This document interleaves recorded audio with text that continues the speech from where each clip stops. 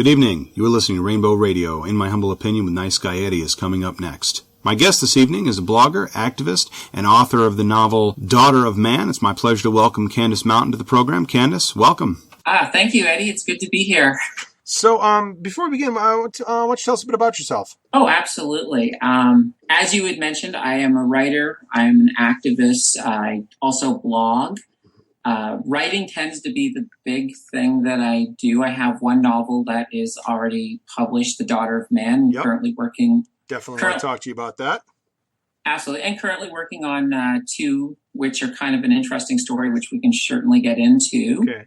I've also created a website called our-trans-mission.com. It is where I do most of my activism for transgender acceptance and equality. And it's actually going a lot better than I anticipated. Normally, when you start off with a new site, it takes a little while to start building a following. And this one's been just, I think the political atmosphere has been just perfect for it. Yeah. So it's hit at a right time, and it's doing amazing. And I'm curious, because, it is definitely the right time to have it get a lot of really good reception. I'm curious if there's been any negative blowback.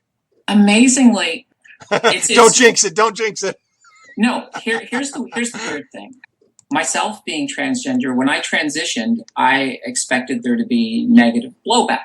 Right. There never was. Interesting. I went out into the world as myself, and nobody ever questioned it, had no problem getting jobs, had no problem advancing in jobs. Now, these are jobs in which they knew you were trans, or were you essentially stealth, or how did that work? Well, I was stealth, but there was just no questioning. Interesting. And I rose most places I went to. I started work at. It usually took me about a year to become a manager. So it was a really, really, really easy journey for me. And it's kind of funny. I broke stealth and went public as transgender about a month ago, actually. Oh, so this is very recent. Okay. This is very recent. I think part of it is the politics. The politics is hit a point where it's really, I don't want to say trendy to be transgender. Other people have said it on the show, so it's not quite the right word, but I absolutely know what you mean. It's sort of the hot topic right now. It is. Yeah. Personally, I think that once the right wing and the religious Republicans realized gay marriage was a lost cause, they decided to focus all of their efforts on making sure transgender people never got anything. And I've seen and that's kind of where we are right now.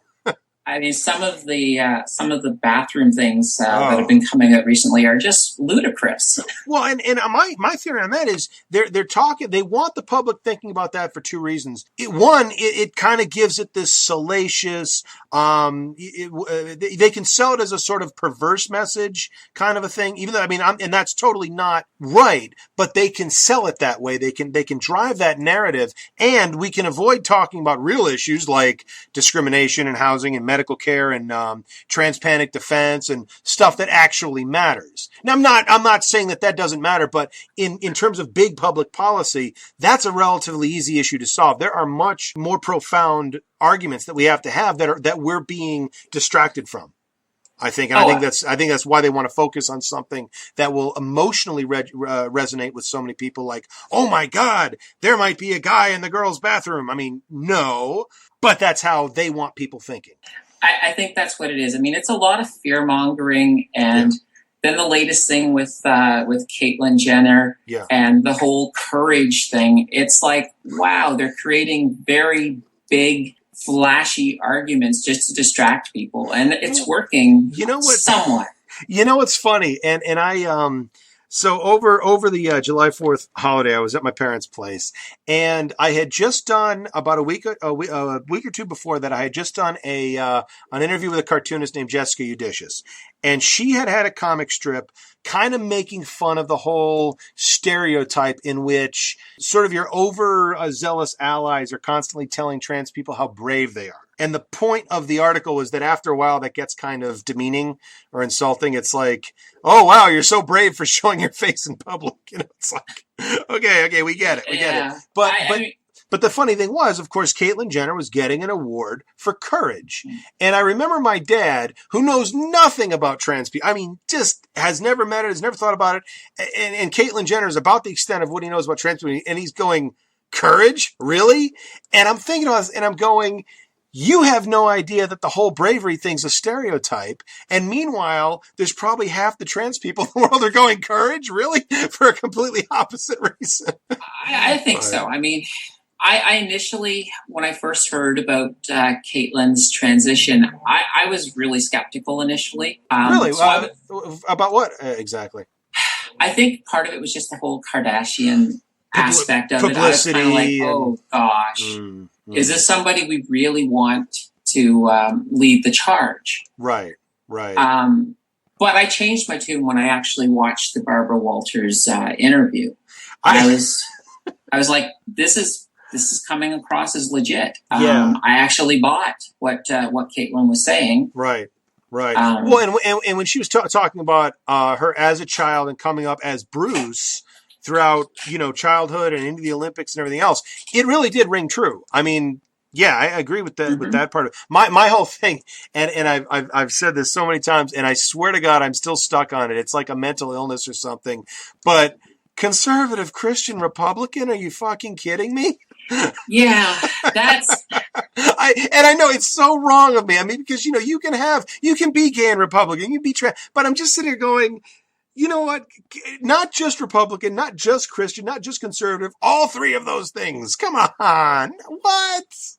Yeah, I think she probably should have distanced herself a little bit from that. Right. I don't even know if I was in her shoes. I don't think I would have even brought it up. Right. But I mean, she did. And the funny thing is that she's being attacked by the same group she says that she belongs to. Exactly. Well, and I wonder if long term, if you 10, 20, 30 years down the road, if she's not going to be seen as a trailblazer within that party, bringing them more around on social issues. I've heard that argument made. I think it's overly optimistic. I think she's being incredibly naive if she thinks the Republicans are going to change or accept her. They'll take her vote. They'll take her money. No question about that. But she's not going to speak at the Republican National Convention. Let's face it, I'm pretty sure that won't be the case. I mean, they're not even going to give her an empty chair to talk to like they did Clint Eastwood, Yeah. I mean, I think the usefulness of Caitlyn right now is that she's shining a light on the transgender community. Yes. And what we need to do as a community, and this is why I broke stealth, because I kind of realized that when I was watching that interview, it's like, you know what? This is an opportunity for us to start standing up. I mean, she can keep the spotlight on us for as long as she can, but we got to do the work. Yeah. Well, and she's not, it's a great story. It's important for awareness. There's all this, it really, and I think again with the Barbara Walters interview, I think anybody who is actually listening and paying attention is going to begin to get a better understanding of the psychology, if that's the right word, a better understanding of what's really going on inside of somebody and what this really all means. But it's not a very common story. I mean, most trans people don't have $100 million in the bank, great celebrity, and she does not have to deal with so much of what people do, Well, exactly. I mean, she's pretty much on the fast track. Right.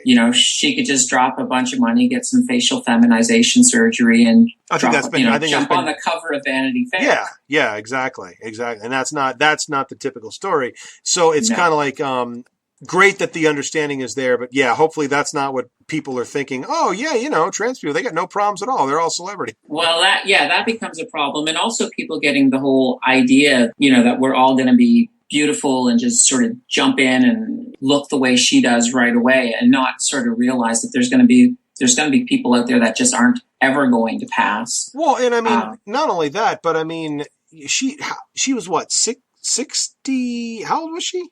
65. I was going to guess 65. Yeah. And I'm like, oh my God, most women, she could pass for a woman in her 40s. I mean, just a woman who's 65, even, and I know that they airbrush covers and I know that there's all that and makeup and everything, but I'm like, oh my God, she does not look 65. True, true. But So, you also got to look too, is that, I mean, being an athlete most of her life, I mean, that yes, in itself has kept her in really great shape. sure, So sure.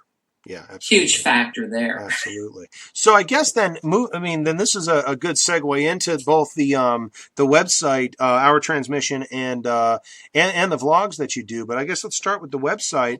So if you could sum up what the transmission is, what the transmission, what the transmission is, and then I'd like to ask you about a couple of things that you've written there. Oh, absolutely, Okay. absolutely. So the idea of the website, I basically sat around thinking, well, what's the best way to reach people? And myself being a writer, for me, the best way is through words. Sure. So I wanted to create a website that would be basically a resource. And I also wanted it to be chock full of original content. And that's where the blog comes into.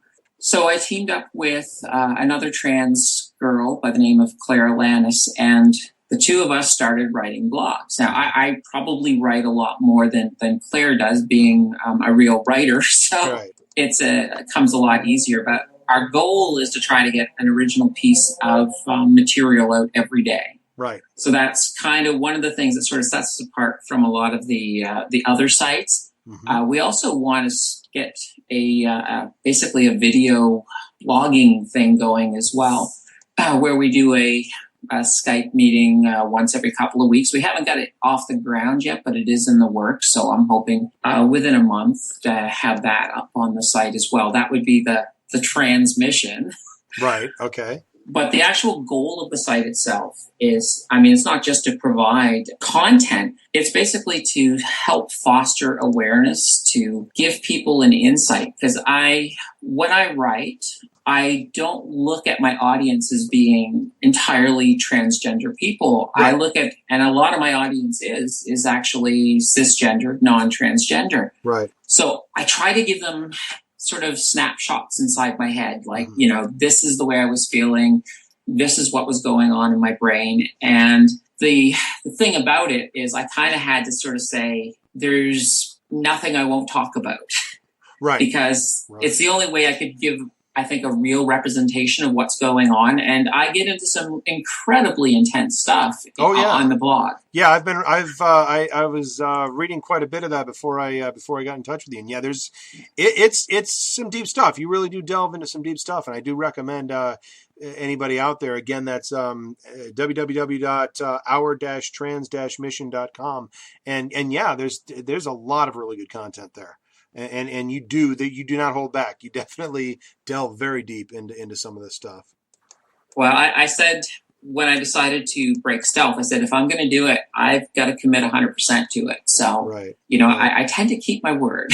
So there was one piece in there that I wanted to ask you about in particular, because I think this might have actually been the first one that I stumbled across. The title was 10 Ways to Hurt a Transgender Person. I should point out that is not an instruction manual. No, that is not a how-to. Not. That's you know, but yeah. As we go through, and it was interesting because so much of it, it's weird because if you go back a few years, this is like, you know, this might as well have been the Associated Press media guidelines, and now it almost seems common sense to some extent. But I wonder if we can go through some of these and just if you could let me know maybe some of what you've seen or experienced yourself, and you know, maybe elaborate on some of these. So the first one, number 10, was improper pronoun use. And I mean, this is the whole "you used to be a dude" or whatever and all that. And I don't think that's how do you explain? I guess how would you explain to somebody who needs to understand that? Because I think that's what I get about this is, as I'm reading it, it's common sense. As most trans people are reading it, it's common sense. But the audience that needs to read it doesn't get it. And I'm wondering if they're going to get it. I wonder if they how you explain that. And I'll just run them. I'll just run through them real quick because it's really the whole thing. Number 10 was improper pronoun use. Number 9 was asking what is between their legs. And I love how it wasn't it was Janet Mock. She flipped the script around on that reporter about a year ago. I don't know if you caught that. But she came in and basically was asking her like, so how is it to be like a cisgendered woman your whole life, and and to it was sort of flipped it around on her. Make fun of their voice. Ask local politicians to enact bathroom bills. Oh yeah, there's a good one. There's a big one. That one, and I guess there for your comment, yeah, that one doesn't fall into common sense because that's common insanity right now. Ask them for their real name. Call them a tranny. I actually had to call someone out on this one recently, and they're not even okay. Well, I guess if you use the word, you're somewhat transphobic, but they were not overtly transphobic. But I was like, you do realize that's a slur, don't you? And they didn't, and they're like, I don't know, it sounds kind of cute. And I'm like, well, none of them think that, so maybe you don't want to use that word. Well, actually, a really funny story. I had one transgender person email me and said, I think you're full of crap. I like being called a tranny. I'm like, what? The blacks have reclaimed the N-word, and I mean, and white people don't get that privilege to use it, but sometimes there's a reclamation, and I can certainly see that. So, and I said, look, I didn't say all. Right. I used kind of a generalization, but generally it's good advice. It was just an odd encounter. It's the closest thing I've come to hate. Right. Call it their lifestyle choice, which is of course the favorite of politicians. Oh, that's yes. And that's not just transgender. That's all LGBT right there. Point out how, I guess this was one this was one that struck me. It makes sense to me now as I think about it, but point out how good looking they were before transition. Fill in the blanks for me a bit about that one. All right. Well, I mean, when you first do your transition, I mean, you're struggling to get your look right. You're struggling to get your makeup right. All of this stuff. Yeah. And somebody who knew you before says, "Oh man, why'd you do that? You made such a great looking guy." Or okay. So you're not talking about somebody who's well into it and maybe has it all figured out, and they're looking at an ancient picture. This is more like still going through that awkward phase and more along those lines. It can apply to both, actually. I mean, really? Okay. It doesn't matter how far you're in. If somebody happens to know what you looked like before or has a picture, and when they call that out, it kind of discredits who you are at that moment. It's kind of like saying, oh gosh, you know what? You're just not doing it right now, but you were so great back then. That's pretty much what it says. Yeah. Okay. I guess that does make sense. That one I couldn't, like, I got it, like I kind of got it, but I didn't. Yeah, that fills it in for me a bit. It's more of a subtle one for sure. Yeah, worry that they will turn your kids into transgender kids. This is maybe less political and more religious, but this is again general LGBT fear mongering because we're all going to catch the gay, right? Yeah, it's just sitting around there. I think I left some on a toilet seat. You better be careful. Right, and then of course out us to your friends. That one's pretty obvious. I mean, generally speaking, you don't go around outing people. But I wonder if that's different. Well, I guess it's not different. I mean, even though you're open, like you say, you broke stealth and you're openly transgender now. I mean, I don't suppose you want to be introduced that way to people. This is Candace, my transgender friend. Probably not. I mean, it's one of the things. So when I broke stealth at work, I pretty much had to come out about 100 times. Right. Because the amazing thing is, and this is my thought. I was like, okay, I'm going to come out on Facebook and YouTube, and it'll just fly like a rumor right across the entire workplace. Except that they don't send out a memo outing you to everyone. Well, no, and nobody was talking. Right.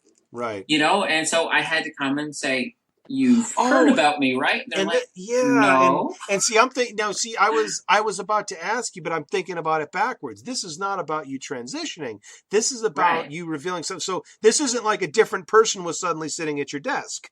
Right. This was the opposite. This was business as usual. And if they did hear it, they may have assumed it was just an office rumor or whatever, in one ear out the other. Who knows? Yeah, I even had one guy at work message me and said, it's a shame that you're going to become a guy because you really make a great girl. Well, that had to make your day. Well, it makes my day, but at the same time, I was just like, "Oh dear." Well, no, I know, but if you're gonna if there's gonna be a misunderstanding, that has to be the best one, right? Yeah, absolutely, absolutely. That's not a bad one. I mean, yeah, you never. It's always an awkward conversation. Now, going back, I just want to ask you something about that number three, the good looking before transition part. I'm curious, I've only asked this of one other person because they were doing a TV pilot where they actually in the pilot they're looking at old pictures of themselves. So I kind of felt okay asking them this, but this is kind of related to number three. When you see old pictures of yourself, how do you feel about that? How does that, I mean, is that like looking at a different person? How does that register with you? It kind of, it starts off by like, oh, who's that at first? Because I don't recognize myself. And then That's I'm got to be kind a of, weird feeling. it kind of is. And then it sort of starts to feel a little bit like deja vu. And then it's like, oh yeah, wait a minute, that was me. Wow. So, but mind you, I don't see a lot of pictures of myself. Right. I was one of these people that, I didn't want any pictures associated with me when I first transitioned. Well, Like I'm I even made my thinking like mother. childhood pictures or whatever. Exactly. I mean, I made my mother remove them all from her walls and everything when I Oh, finally wow. returned home. Wow. And but now, because where I'm open, it's like, I'm going to probably one of these weekends go out to her house and get copies. It's not that I want people to see. It's that Right. it may be useful somewheres along the way, part of this journey of education. Right. Okay. So then, and that was the other thing about it, because I've always thought, and again, the world is changing, not fast enough, but it is changing. And, if you, when you're going stealth now, were you in a relationship at this point, or? I No, mean, like, did you, it's funny.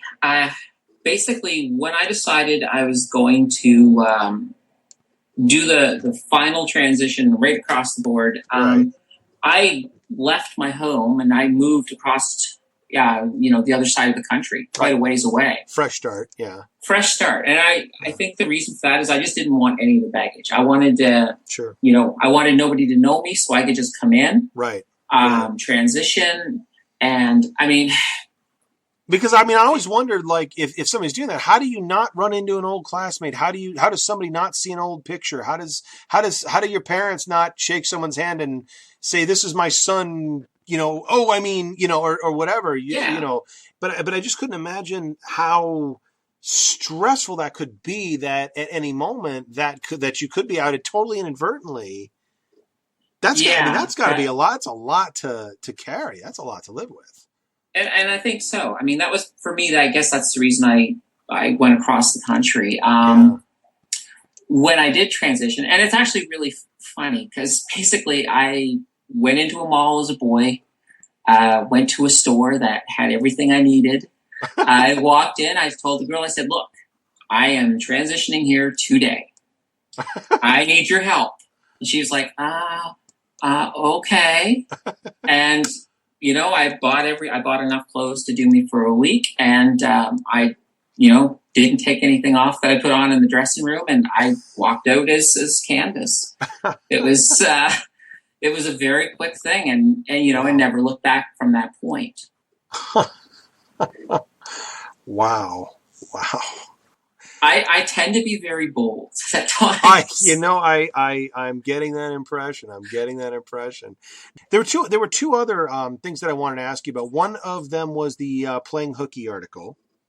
Okay. And the gender dysphoria made me do it. And I think this was something that it goes back to the whole idea, I think, of lifestyle choice, in that people don't, cis people and people who don't make an effort to try to understand this, they don't really have a sense of where people's mindsets are and what they're going through as they're younger, as they're coming of age and trying to figure this out.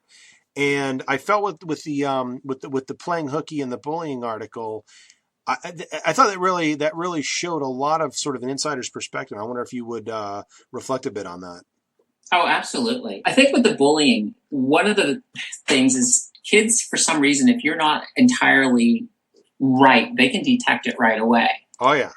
And in my case, from a very early age, I knew that there was something wrong. I didn't have a name for it when I was 5, but Right. You know, I definitely knew it going into school, and I learned very quickly the rules. Mm-hmm. Yeah. You know that you can't show your girlishness. You have to act like a boy. Right. The problem is, I really wasn't very good at it. Right. You know, in a sense, when I was living as a boy, it was more of an approximation of a boy. Yeah. So a lot of times hitting stereotypes or trying to hit stereotypes, a lot of times unsuccessfully. Sure. And bullies they'd see through it really quickly. It wouldn't take very long. Right. And at that point there, I mean, oh dear, it used to be pretty brutal at times. And even the teachers, and it's a shame to think that this happens to kids, but it does. Yeah. I've had times where I had 3 or 4 boys just, taking turns pounding on me. And I see a teacher coming and I'm thinking, oh gosh, I'm saved. Right. And the teacher just sort of looks and then turns around and walks away. Unbelievable. And it is unbelievable that type of thing can happen. And I'm no fan of a zero tolerance policy, but what the hell? I mean, Jesus. Oh, I know. It's ridiculous. Oh my God. And then when you start to bring into the whole gender dysphoria, right, it really, in a way, it's very much like it's kind of almost like an addiction. It's like a compulsion. And the compulsion is not to put on clothes of, girl clothes or things like that. Right. The compulsion is to just feel normal. Right. Because when you're living in boy mode, it's pretty much, you feel awkward. You feel completely uneasy. It's like if you were wearing a Halloween costume and it's like November 3rd. It's time to take that costume off. It kind of feels a little bit like that. So right. The only relief you actually will get is when you at least put the clothes on, your image starts to mirror how you feel inside. Mm-hmm. And that alleviates it. It doesn't completely alleviate it, but it alleviates it to the point where you do feel a lot more at ease. And the big part about it is that it becomes such a powerful, it's almost, I kind of compare it to drugs.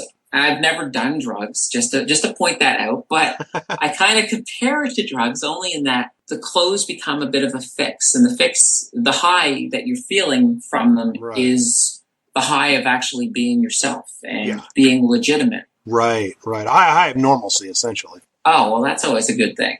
Yeah. Oh, yeah. Absolutely. Now, the other thing, because you mentioned that when you broke stealth at work, didn't seem to be a big deal, or was there anybody that had any kind of issues with it, or maybe asked one of those 10 questions or anything like that?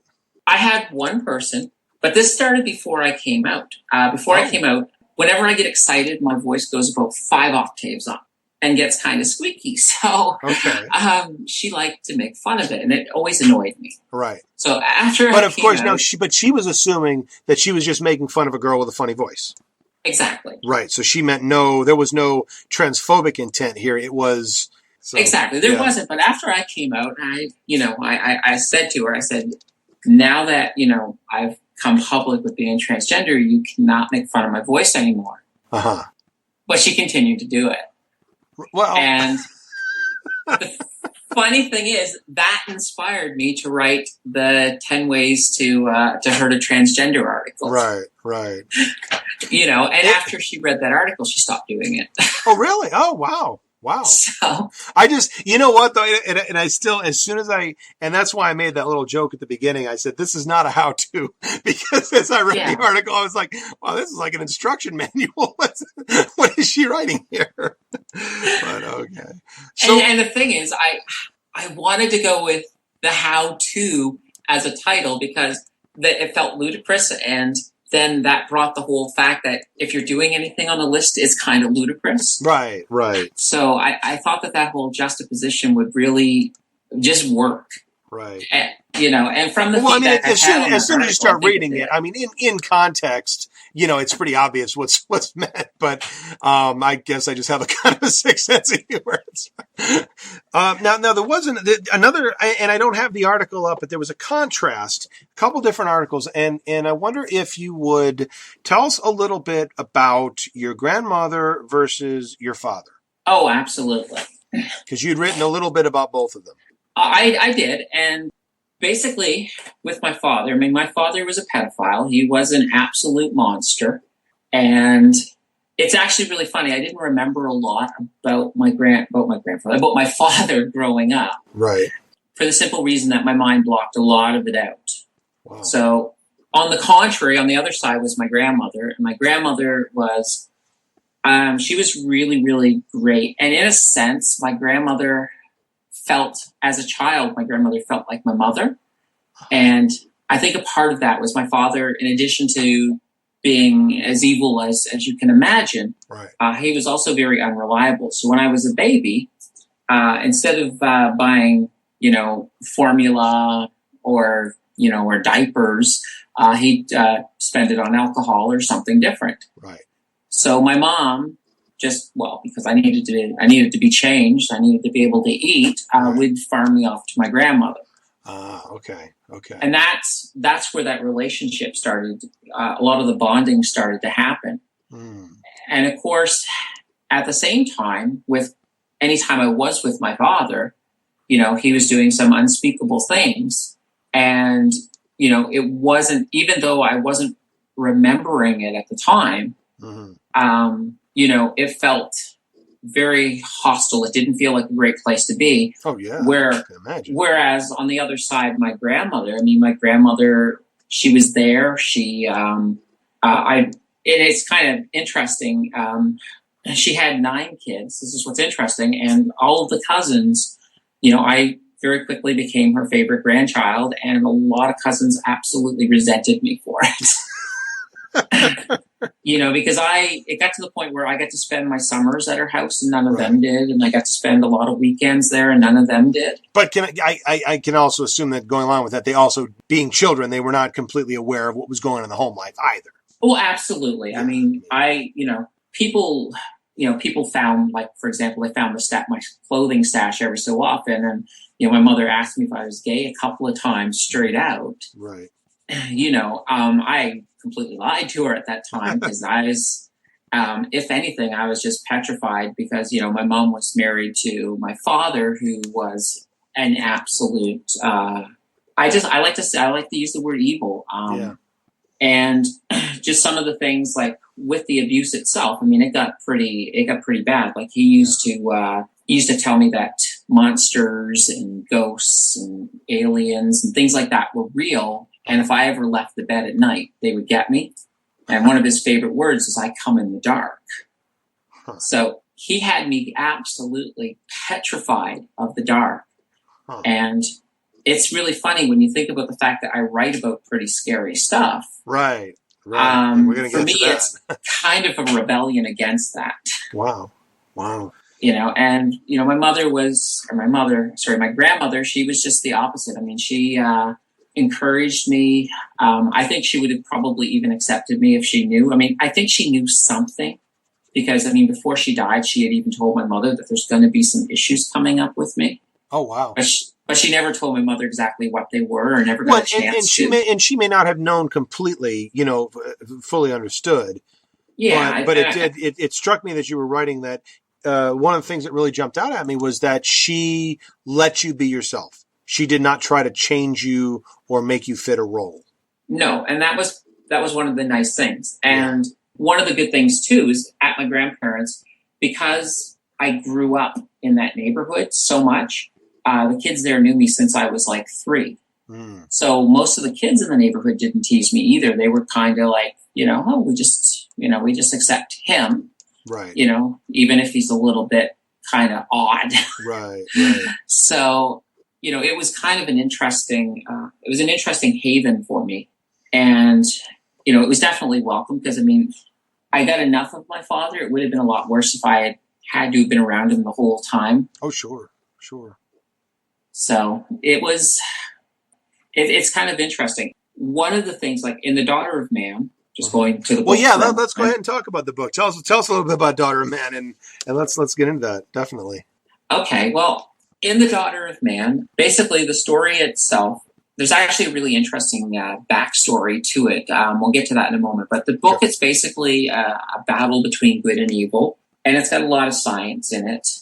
It's one of those, because I have a bit of a science background, because, And it's actually funny. The reason I have a science background is because of being transgender. And not knowing what it was, I used to spend a lot of time in the library reading sciencey stuff, trying to figure out who I am. So it kind of led me in that direction. But the book itself, it's kind of biblical too, in a sense, because the daughter of man makes reference to a sort of a girl version of Jesus being the son of man. Right. Personally, I mean, when it comes to religion, I'm much closer to being atheist than anything else. However, I really like the mythology of the Bible and that. I think it's a pretty darn good story. Yep. So that's one of the reasons I decided to go down that route. But basically, you've got a couple of groups that are kind of trying to recreate their own version of Jesus on Earth. They have a splinter from the cross that has some blood on it. And I'll tell you, as a writer, sometimes it's really hard to describe a book in a very short way. Well, and also, of course, you're not trying to give too many spoilers, because I got to tell you, seeing the trailer and reading some of the synopsis, I am totally buying myself a copy of this book. Yeah, absolutely. But generally, it becomes a giant battle between good and evil. The main villain, he's called the Burned One, and he's pretty bad, but at the same time, he is not a shallow villain. And the reason we went to the book this moment, because we were sort of talking about the abuse, is that when I go into the backstory of the villain, a lot of his childhood is actually my childhood. So a lot of the abuse that he went through as a child that kind of molded him the way he is stuff that came straight out of my childhood. Wow. So it's kind of a, fiction, real life becomes fiction as a way to put it together. Right. So even though, and correct me if I'm wrong, I got the impression the book itself does not have any trans characters in it. Well, here's the funny thing. Okay. When I first came up with the idea, and I wrote a short story, the main female character started off as male. Oh, okay. And was exposed to this DNA that... and it's kind of a sort of a retrovirus. I won't get too much into the mechanisms. Okay. But because of the process, there was actually a gender change in this person in the book, in the short story. But when I decided that this story had a lot more potential, and when I wanted to turn it into a novel, at that time, the explosion hadn't happened yet for acceptance of transgender characters. And I'm like, you know what? Having a character move from male to female is going to kill this book. Right. So I wrote that part out. Yeah. And stuck with a female character. Right. So, which is kind of great. The story itself, I had an English professor, and his philosophy is that when you write a book, you want to be able to sort of reach out from the book to grab the reader by the head and pull them down so they can't escape until they've read every single word. Right. So I kind of really digged that at the time, and I think this book does that. It's got a fast pace. A lot happens in it, and it's part of a giant story, which is kind of a neat thing. Although the book stands completely by itself. The Candace verse. The Candace verse. Now, I mentioned that I had 2 more books on the go, yes. And they're in the same universe. Okay. On I have 2 series planned. One, of course, The Daughter of Man. The other is a character by the name of Polly Woggins, and her book is going to be called Polly Woggins and the Nanobot Nightmare. Mm-hmm. One of the back characters in that is a character by the name of Autumn Foster, and I'm thinking, I decided that I wanted her to be trans. Okay. And in the process of coming up in my head with a backstory for her, I came up with a really good backstory. And I'm like, this backstory needs to be its own book. Okay. So that's why there's 2 books. So the backstory is the one that is looking at to come out first. Right. And the backstory, it's actually, I'll give you the synopsis of the backstory because I don't think spoilers are important in the sense of the story. All right. What I decided to do is with Autumn, she is a girl who transitioned before puberty, used puberty blockers, sure. So very indistinguishable from anybody who is cisgender. And, she has full passing privilege, no issues, and she's going to meet a boy, fall in completely head over heels in love with the boy, and it's going to turn out that he's trans. Okay. And when he tells her and decides that he wants to transition into a girl, she's not going to take it very well, even though she's trans. But she's not, but she's interested in boys. It's not even that. It's more or less that he creates this fear because the story itself takes place in Alabama. And she's passing. And she's passing and completely petrified of what this would mean. So there's an irony here between these two books, because every time, and I've interviewed, countless transgender cartoonists, a couple other writers and whatnot, and I always ask how much of particularly the trans character, who's generally the protagonist, how much they draw from their own personality and their own background. And if I'm not mistaken, the irony here is it sounds like the trans characters draw almost nothing from your background, but the villain draws a whole lot. Do I have that pretty much definitely, right? Definitely with the first book. I mean, the villain has my background. If I went dark and scary, that would be me. I guess. Right. But your evil twin or whatever. It is. But with the second book, I think both trans characters draw a bit from me because, I didn't transition until after puberty. Uh-huh. So I can't relate with having the opportunity of hormone blockers and things like that. Right. I was really blessed that puberty for me didn't start until almost 15. So it got delayed. It was delayed a bit, but. Well, and you mentioned earlier that you kind of knew something was going on, didn't quite have a name for it, did a lot of research. About how old were you when you had a name for it? Because, you knew that something was going on, but how old were you when you really understood that? It was when I was about 8 or 9, I heard about a family member on the other side of the country who apparently had a sex change. Oh. Because they were talking about her one day. And so I, of course, my ears perked up. I'm like, sex change? You can do that? Right, not saying it out loud, of course. Yeah, well, yeah. But now you're listening, right. And then, of course, my family began to make fun of her. Like, oh, yeah, I saw her driving once. She holds the steering wheel like a man. Things like this. I was just like, okay, I don't think this is something I probably should talk about. Right. Well, it was. I don't want to say fortunate, but maybe you learned both things at the same time. You have the information, but for now, exactly. Nobody's ready yet. So, yeah, okay. And that was the thing. And then I, started doing a lot of research in school and spent a lot of time in the library. And, I started understanding a lot of different things. I think in my case, I really resisted against it in my teens because I just wanted to be normal. Right.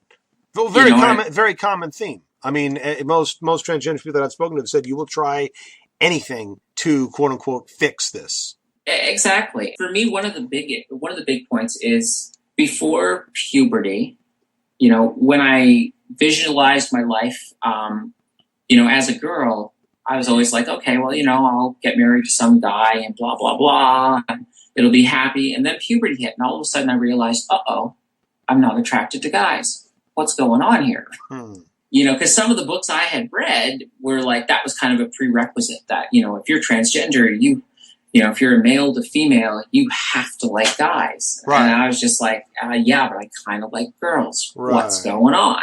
Right. Well, and this is something where even within the medical community, the research community, the understanding is even still evolving. And I think it's relatively recent that the idea of sexuality and gender identity are absolutely distinct. Well, exactly. Yeah. And, but I didn't completely understand that. At that point, I was like, what's going on? Why do I have these attractions? And it was a hard thing, although it made it easier to date girls. Really? Well, it made it easier before transitioning. Okay. Because it's just like, because people would always assume I was gay, and and then I would just I would find a girl who was okay with me being sensitive and such, and. Right. It always ended pretty quickly because, once they started to get to know me, they were just like, it's like, they kind of said, like, how can you not be gay? Because you're so much like a girl. Right. And, I mean, the girl I took to my prom, I spent the night helping her get back together with her old boyfriend. Oh my God. That might be the very worst thing I've ever heard. Wow. Yeah, it's one of those things. I mean, there was also girls that, I got really, really close to, and then I'm like, I'm into you, and they're like, but you're gay, and I'm like, no, I'm not. Right. But it's so if you don't have that understanding that these things are different, yeah, it's very easy to kind of confuse it from someone from the outside looking in. Yeah, and I can understand that. I mean, people didn't understand what it was. Right. Right. And sometimes, I mean, I remember one time I was maybe 7, I was just walking up the street, and I don't even know how I could have come off as girly, but some kid came up out of nowhere, spit in my face, and yelled fag and ran. So, I mean, it could have been a totally random thing, but It was just like, that was just like really hurt the old pride for sure. Sure.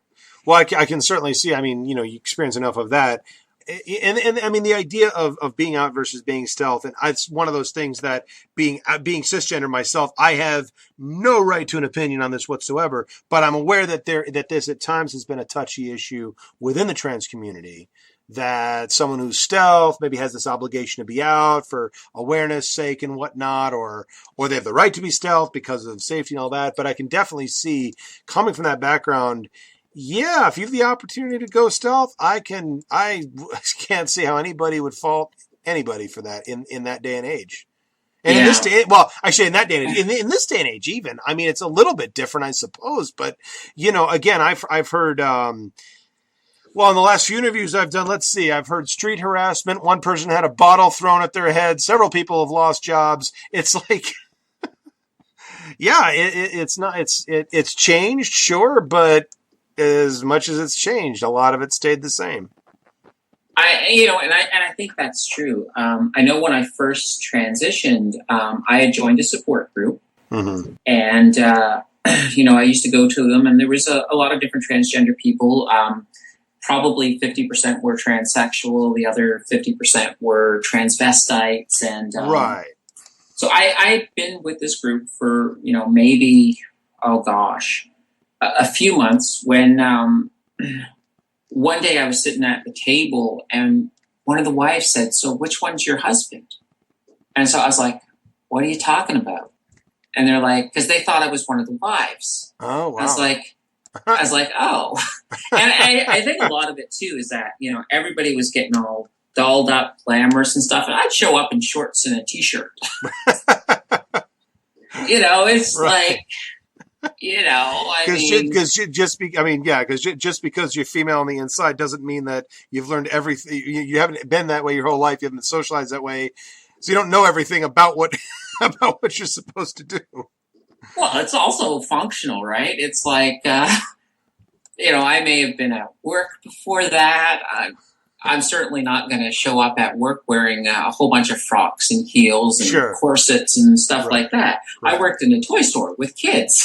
Okay, yeah. So that wouldn't have went over really well at the time. Right.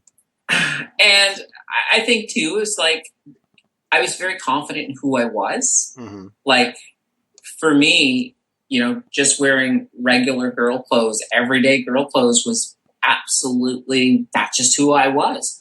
I didn't need to get, dolled to the nines and have sequins and feathers and things like that. It's because that really isn't me. You weren't overcorrecting, so to speak. No, not really. Well, I don't know if overcorrecting is the word, but going over the top and sort of, yeah. Yeah, exactly. And I think part of it, too, is because there was a lot of transvestites in there that, for them, you know what? That's their thing. They like to overdress. They like to play it up. I think it was a little bit contagious. Yeah. Well, there was, this is going back several shows, but I had an interview with Jen Delary, who was one of the 2 brainchildren behind the My Vanity Fair cover meme. I don't know if you saw that. Yes. Yeah, her and her roommate Crystal Fraser basically started that. But she was talking about a support group that she had joined early on in her transition, and it was basically like a dozen cross-dressers and her. She was the token transgender person in the entire group. Well, So, I mean, we had more. And the funny thing is, because I passed so well, they started putting me on a pedestal, and I wasn't ready for that at that time. I was just like, whoa, wait a minute. I'm just here to chill, and to meet people and, who understand me more than anything else. Yeah. But, it was at the point where people were like desperate to be my friend and desperate to do things with me. Yeah. And this is kind of like going back to the second book that I'm working on, the one with the character who had the hormone blockers and everything. Right. This sort of pulls out of me is that at that point I had just transitioned, and I was kind of liking the fact that people weren't mocking me in public and I was having no issues at all. Right. And then I would look at somebody who was having a lot of issues, and it's like, well, if I go to this public place with them, there's going to be a lot more scrutiny on me, and I don't think I want that. Right, right. And, of course, looking back now, I feel horribly guilty about it. Well, I think it's very easy for somebody outside of that to say that that's a selfish decision, but I mean, beyond just scrutiny, I mean, there's real danger, real violence, real consequences out there that, my God, I think if most people could decide, I don't want that in my life, well, yeah, that's going to be I'm going to take issue with anybody who says, well, I wouldn't do that. You don't know what you would do if you had the opportunity, Well, and maybe that's getting different. I hope that not so much that more trans people will be out, but that society will become more and more accepting. And I think we are going in that direction. I think we're definitely moving in the right direction finally after a long time. And within the last year or two, even, I think a lot of the momentum has picked up. Oh, it certainly has. I mean, I'm really impressed with where we're going. And I think, too, with the whole Breaking Stealth now and giving back to the community, it's helping to alleviate some of the early transition guilt. But at the same time, some of the places I used to hang out were dangerous to be if you were trans or even gay. Really? Well, one of these bars that I used to hang out, only because I had some cis friends who loved it, it used to be a bar called Cowboys, and it was 100% redneck homophobes. Now, how does that, again, now you're going stealth, but what is going through your mind as you're there? I mean, that is... I think for me, and I mentioned this, I'm bold. Well, yeah, but that's not, again, you're not only talking about an overabundance of machismo in an otherwise conservative, let's just say, enclave, but highly alcohol fueled. On top of that. That's not bold. I'm almost want to say that's poor judgment, but I'm gonna reserve that until you tell me what was going on. Well, for me, one of the friends I was going with at the time was a guy who I had met before I had transitioned, who was very supportive. If anything happened, he would definitely have stepped in. Oh, he knew. So, he knew you were trans. Absolutely. He was one of the first people I'd come out to because we were good friends, and he was just like, yeah, you know what? Doesn't change anything. And he said, let's go to this redneck bar. Well, his girlfriend at the time wanted to go. Okay. And he was like, he says, this is probably not a great place for you to go. I said, well, nobody's clocked me yet. Might as well give it a whirl. And it worked. The fact that I was even going to the girls' washroom in this bar without any issues, Yeah. And it wasn't like just walking in and going to the stall nice and quick, which is what I really like to do. Right. It was, standing in a long line where there would be sometimes conversations. Yeah, yeah. So it'd be one of those situations where I think a lot of it too is I'm one of these people that even if I'm completely unconfident in something, I still come off as being completely confident even when I'm not. And I think for me, if you think about it, if there's a transgender person, trying to go to the girls' bathroom in a long lineup of women, Right. She is probably going to be nervous, and that's going to stick out. Right. Right. But in my case, I'm still nervous, but for whatever reason, it doesn't stick out. But for some reason, you just can't tell. Right. Right. And I think that's what's probably saved me so many times from being fucked. Is the fact that I'm that confident. Well, I think it's the old. It applies in so many places. But if you're ever, and I don't mean this strictly transgender, I just mean this in general. If you're going into a place that you're not supposed to be, as long as you look like you belong there, very few people will question you. It's absolutely true. I have been into many restricted areas on a professional basis that I had business to be there, but I didn't have the proper paperwork or the right guy with me. And I'm just like, I don't got time for this shit. And I just walked in and nobody questioned it because they saw I was going to where I was going. And it is surprising how a little bit of confidence will open a lot of doors. I think it really does. Yeah, and I think most people, they give everybody the benefit of the doubt. They don't want to look for, to see if there's a trans girl trying to use the washroom. Right. Unless you give them something to look at, you're probably going to be fine. Yeah. Well, now, and this is a good segue to the next section because the bathroom bills are what we're talking about now only because that's how the right wants to frame the issue. They don't want to talk about. They want to basically freak everybody out, and they pick that one of all things.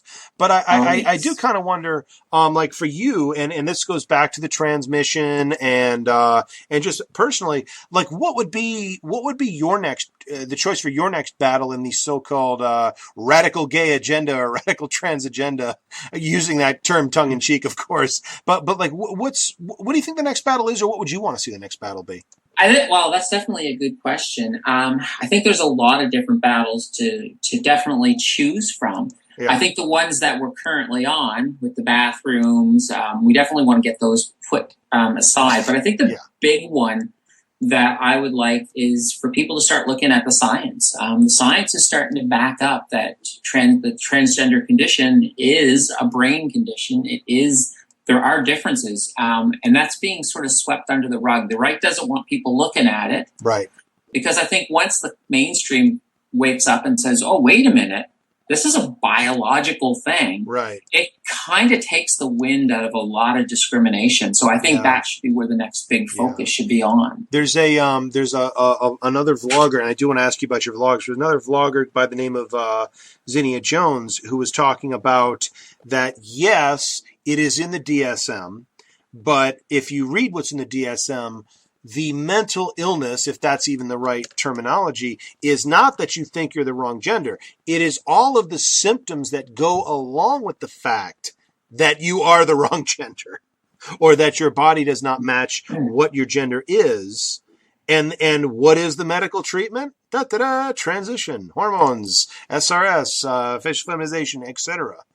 So it's really weird because people will say, "Oh, you're doing the wrong thing. This is some liberal radical plot or whatever." No, this is mainstream medicine going back 40 years. If you bother to actually read it. Well, I mean, then that's it. This is the treatment, and people. I don't know what the right actually expects, whether they want to just sort of find some kind of drug to lobotomize transgender people. Honestly, I think they just want to make you disappear. They want to make everybody who's not like them disappear. This is why being gay is a choice. This is why being trans is like, it's something that people, if they don't accept it, then it doesn't become part of society.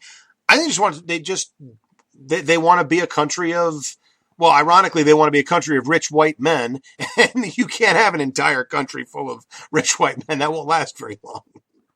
No, exactly. Because, even if they could get rid of all the gay people, all the trans people, they just find another group to turn on. Oh, yeah. Well, feminists, liberals, atheists, immigrants, Muslims, really every religion that's not Christian. I mean, yeah, I always find it ironic that they complain about how bad Iran is because of how they treat women and how they treat gays and how brutal they are and how intolerant they are. And I always ask these same people, well, then why are you trying to make us more like them?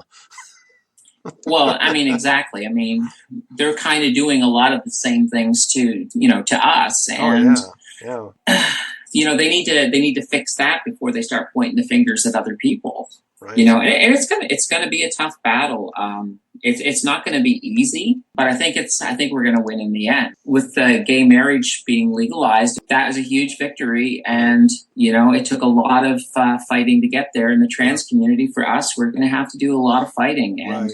Well, and a lot of fighting, but it was relatively uncontroversial when it passed. I mean, it was controversial with the usual suspects, the people who were against it all along, but it wasn't like a Roe v. Wade type decision that's going to divide people for generations. It was, hey, look, it passed. The sky didn't fall. God didn't destroy America. Okay, we can get on with our lives now. It was a cause for celebration, but I don't see this being a winning wedge issue for the Republicans moving forward, despite what Ted Cruz and several others want to keep arguing it.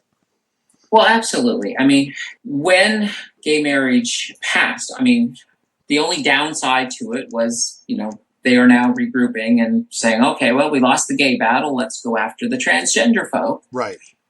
And they're going to come full force. And I wasn't very long after that when I saw an article where one of them going back to the bathroom was like, we need a bathroom bill because Caitlyn Jenner loves women. I was like, oh, dear. Well, it's a couple questions. So do lesbians.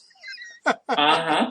And there's another guy, and his name eludes me. I'm going to see if I can edit in later, but he had this great campaign. He's a trans man, okay? Mm-hmm. Very masculine looking, full beard, broad shoulders, muscular. I mean, he's a guy, but assigned female at birth, and so under these laws has to use the ladies' room. And he takes selfies of himself going into the ladies' room.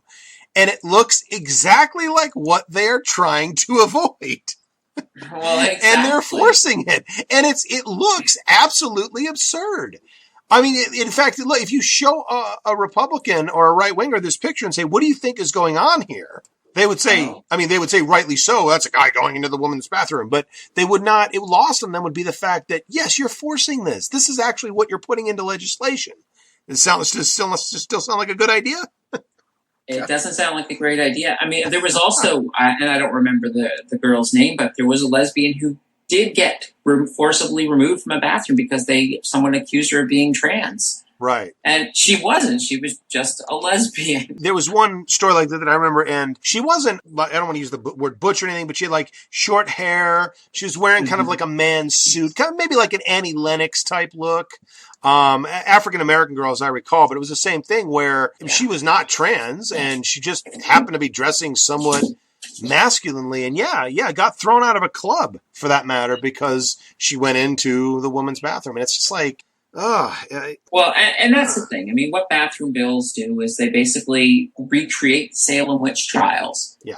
It's a distraction. It's a distraction so that prevents somebody from putting a human face on something, because when you actually talk to a human being, it's a lot easier. It's a lot more difficult to hold on to that, to some of those same feelings as when you're just reading it in the newspaper.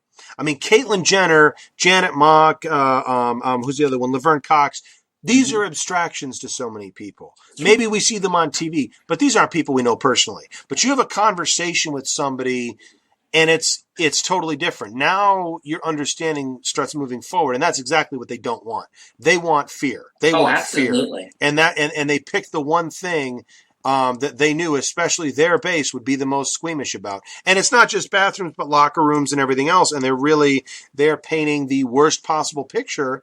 And of course, the real absurdity of this is, of course, the person that's at most risk of violence and of anything else is the trans person. And that's true. I mean, the funny thing is, as far as I know, there's never been a recorded episode of a trans person attacking somebody in a bathroom. And yet, you watch. There will be one occurrence of this, and they will play that for a year.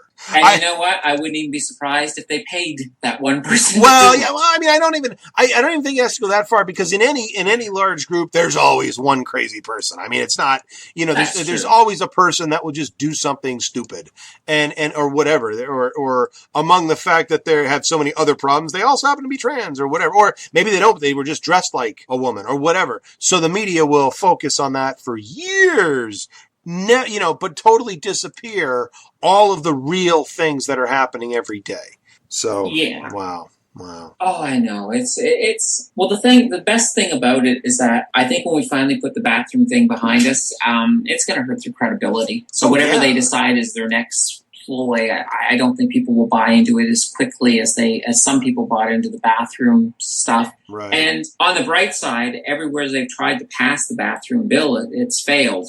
Yeah, that's true, and that's true too. That's a good sign of progress, and that the momentum is continuing. Mm-hmm. And I had one of my previous guests recently, Tara Snover. She's saying a lot of this is going to backfire on them. That they're doing this, they're trying to excite the base, but they already have the base, and what they're going to do is alienate the middle, or at least get people talking about trans issues where 2 years ago they weren't. And the more people talk about it, the more people understand it, the less relevant the Republicans become. If they're going to be against it, if they're going to be the opposition to it. Oh, absolutely. Yeah. I mean, I see what they're trying to do, but they're basically shooting themselves in the foot. Right. We know that this is equality and acceptance. I do truly believe it's inevitable. Yeah. We're moving in that direction. It's just how rough and how rocky is that road going to be to get there? Exactly.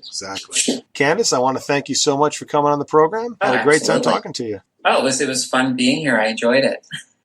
I want to thank Candace for coming on the program and being very candid, and especially appreciate her sharing some of her background, particularly rough childhood. In the time that has passed since I recorded that, and when it's airing tonight, I did have the opportunity to pick up Daughter of Man and read it. We're running a little bit late, but I do want to give a brief review of the book. One of the things it gave so much more meaning to what was happening in the backstory of the primary antagonist, knowing that this came from her own background, almost word for word. What she described herein tonight was what was in the book. And it almost, as I went back and was listening to this again, it almost sent chills down my spine, having read the book. And then she's talking about how the monsters will come I come in the dark and all that. Wow. So Candace, thank you so much for that. As for the book itself, I want to give it a very strong recommendation. I have seen her writing style compared to Stephen King, and I think that's a very appropriate comparison. There are a lot of different storylines and a lot of different characters, all with backstories, all very well developed and compelling, that it's almost, if there was a criticism to it, it's very difficult to follow for the first half of it until you get used to who everybody is and what they're doing, because there's probably 5 or 6 different storylines going on, and in the end they all converge and everything is tied together. It is definitely an epic struggle of good and evil. It's biblical in proportion. It uses a lot of Christian mythology, if you will, similar to what I had tried to do in Utopia, but I think a bit more successfully. And again, it was I really enjoyed it. She particularly writes villains well, not just the main villain that drew from her background, but there's a character called Carl, who if you're familiar with the Breaking Bad series, I picture a young Jonathan Banks. That would be Mike Ehrmantraut, the actor that played that character in Breaking Bad. I always pictured that kind of character, the kind of a cleaner, if you will, the one that can go out and not only kill somebody but get rid of the body and clean up the mess, kind of a thing. And she really writes them very well. Also, epic sword fight. Candace, you wrote, I actually read the sword fight several times just because what was playing out in my head was so cool. I had to see it again. So, very highly recommended. Check it out, Daughter of Man. Also, Our Transmission. That's our-trans-mission.com. And also, please be sure you can link to her YouTube channel from there, or just go directly to YouTube. The channel name is Candace Mountain. I'd like to thank everyone for tuning in. As always, if you have any questions or comments about anything you've heard here tonight or suggestions for future shows, guests, or topics, you can email me at niceguy9418@usa.com, friend me on Facebook at Eddie Cabot, or leave a comment on my blog at eddiecabot.blogspot.com. Thank you for listening, and enjoy the rest of your evening here on Rainbow Radio.